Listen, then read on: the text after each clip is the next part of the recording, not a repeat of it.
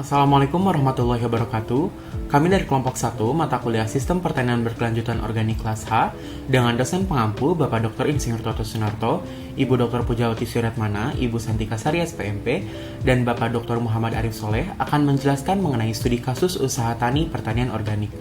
Kelompok 1 sendiri beranggotakan saya sendiri Muhammad Haidar, Fahmi Nur Fadila, Gina Safana, Amelia, Zahira Salsabila, dan Denny Safa. Organic agriculture is a holistic production management system which promote and enhance agroecosystem health, including biodiversity, biological cycles, and soil biological activity. It emphasizes the use of management practices in preference to the use of off-farm input, taking into account that regional conditions require locally adapted system. This is accomplished by using where possible agronomic, biological, and mechanical method, as opposed to using synthetic materials to fulfill any specific function within the system. Berdasarkan penelitian oleh Ki Song Lee dan Yang Chong Chae tahun 2018 dengan judul Environmental Performance of Organic Farming, Evidence from Korean Smallholder Soybean Production yang membandingkan penggunaan dari efisiensi energi antara pertanian organik dan juga pertanian konvensional. Pertanian organik terbukti mengkonsumsi lebih sedikit pestisida sintetik, pupuk kandang, dan juga pupuk untuk nutrisi, tetapi lebih banyak menggunakan energi untuk film mulsa, benih, dan bahan bakar. Meskipun pertanian organik menggunakan lebih banyak mesin dan tenaga kerja, serta lebih sedikit listrik, perbedaannya tidak signifikan secara statistik. Namun, dengan lebih banyaknya penggunaan energi, sayangnya pertanian organik masih menghasilkan panen yang lebih sedikit dibandingkan pertanian konvensional atau pertanian non-organik. Yang kedua, ada perbandingan emisi gas rumah kaca dari pertanian organik dan juga pertanian konvensional. Pertanian organik diketahui mengeluarkan lebih sedikit gas rumah kaca dari pupuk kandang dan juga pupuk untuk nutrisi. Namun, menghasilkan emisi gas rumah kaca yang lebih dari penggunaan bahan bakar untuk mesin, mulsa, dan masih banyak lagi. Dengan lebih banyaknya emisi gas rumah kaca yang dihasilkan oleh pertanian organik, hal ini menjadi dampak negatif dari penerapan pertanian organik. Namun, di balik itu, ada sisi positif di mana kesehatan lahan pertanian organik ditunjukkan lebih sehat sebesar 76% dibandingkan pertanian konvensional. Hal ini dikarenakan pertanian organik tidak menggunakan pestisida sintetik yang dapat menyisakan residu dan merusak tanah.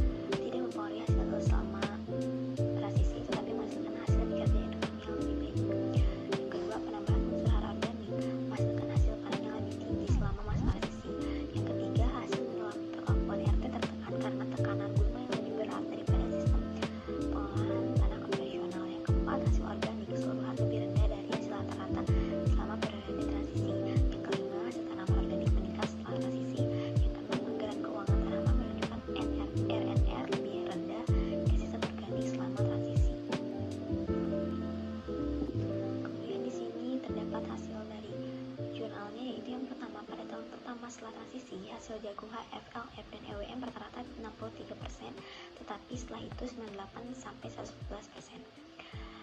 Yang kedua, hasil transisi cenderung lebih tinggi di HF dan EWM daripada di LF. Hasil setelah transisi bervariasi. Mulai tahun 2006, hasil RT lebih rendah dari sistem organik lainnya di semua tanaman karena adanya masalah peralatan. Gulma umumnya meningkat di semua sistem selama 6 tahun dan mencapai tingkat biomasa tertinggi di RT dan HF.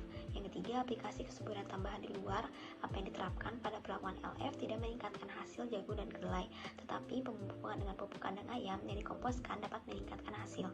Yang keempat, pengembalian bersih untuk tanaman yang dikelola secara organik lebih rendah daripada yang diperkirakan berdasarkan rata-rata daerah selama masa transisi periode, tetapi lebih besar untuk sistem HF, LF, dan EWM setelah transisi. Yang kelima, strategi produksi biji-bijian organik input rendah yang mengintegrasikan pendekatan kesuburan tanah dan pengelolaan gulma sambil tetap menghasilkan hasil yang layak dan pengembalian bersih.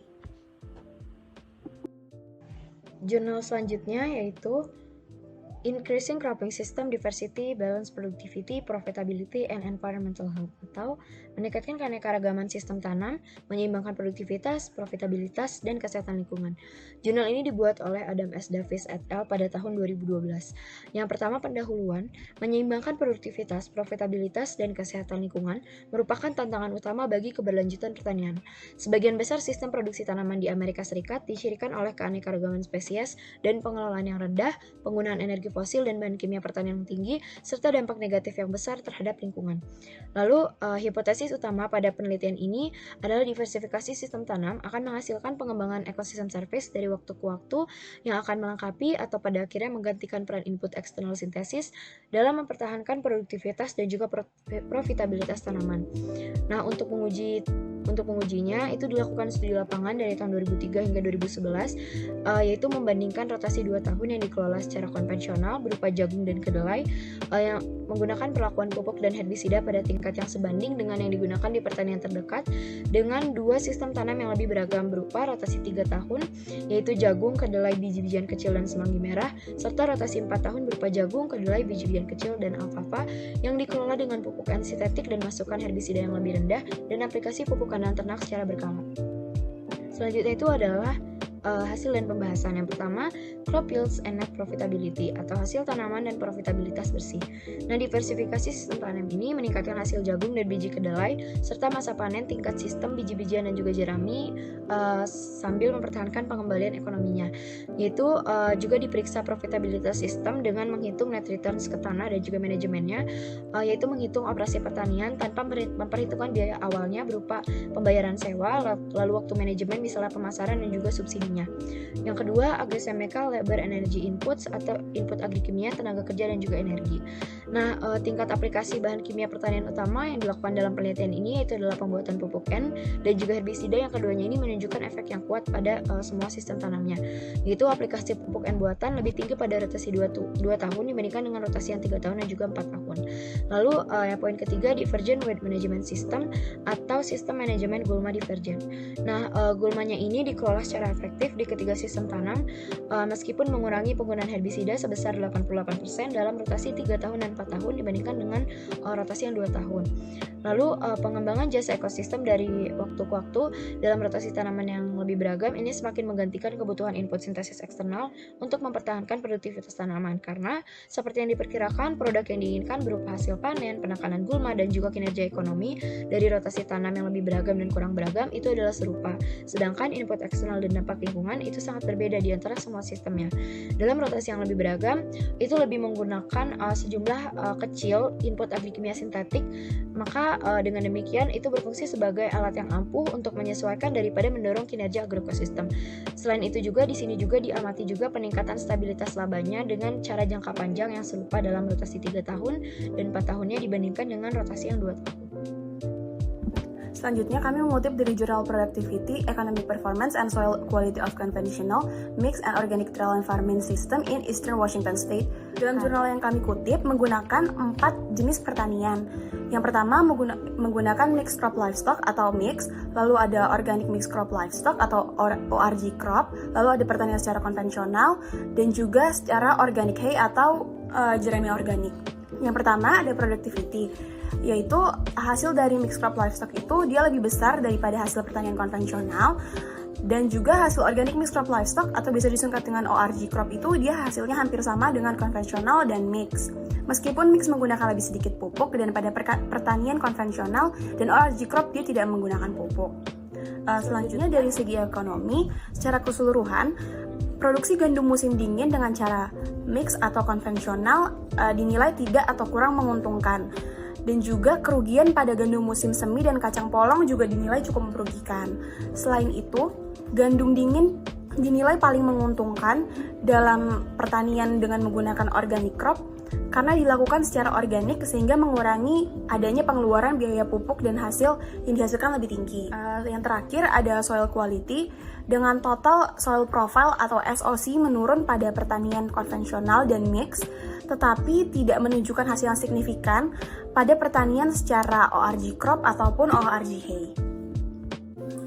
Baik, studi kasus kami selanjutnya adalah jurnal yang berjudul Memenuhi Permintaan Produksi Tanaman, Tantangan Penurunan Hasil Tanaman yang Ditanam dalam Rotasi Pendek. Jurnal ini ditulis oleh Amanda J. Bennett, Gary D. Bending, David Chandler, Sally Hilton, dan Peter Mills. Selanjutnya ada introduction, yaitu yang pertama, adanya kecenderungan di seluruh dunia untuk menanam tanaman dalam rotasi pendek atau monokultur, khususnya dalam pertanian konvensional.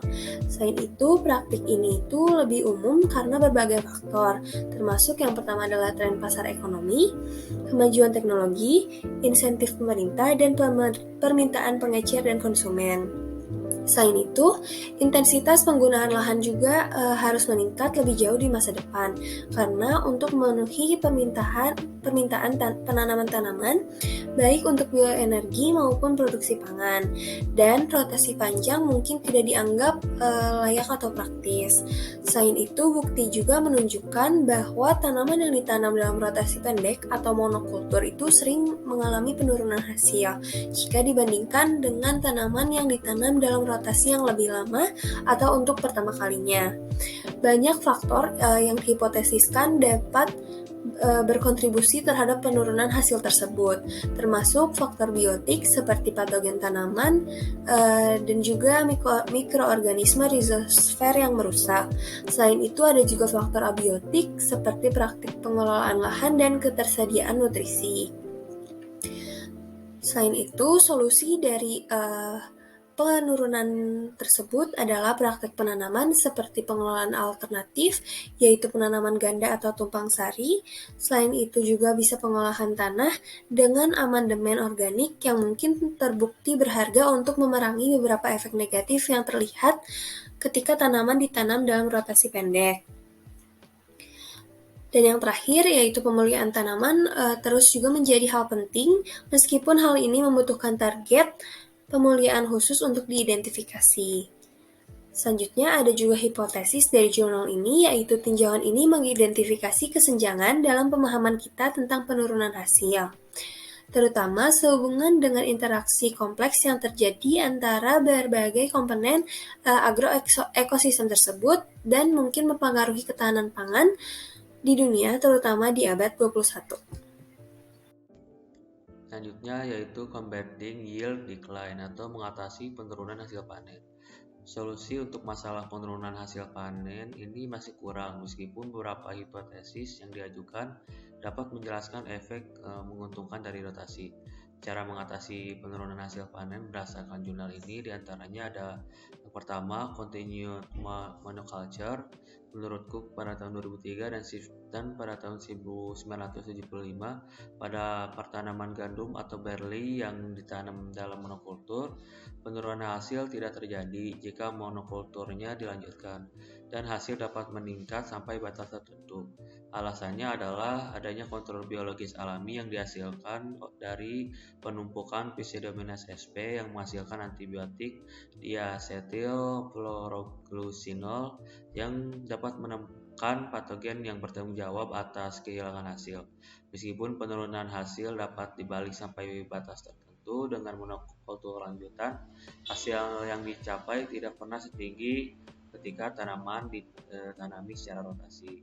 Yang kedua, extended rotation, itu cara yang paling sering dilaporkan untuk meningkatkan atau mempertahankan hasil dengan memperpanjang panjang rotasi. Berdasarkan penelitian Crookstone et al. Pada 1991 tentang sistem tanam jagung kedelai mengungkapkan bahwa 2 tahun kedelai diikuti oleh 1 tahun jagung akan memaksimalkan hasil dari kedua tanaman ini. Yang ketiga yaitu increasing spatial and temporal diversity. Smith, Gross, and Robertson pada tahun 2008 mempelajari efek peningkatan keragaman tanaman pada hasil.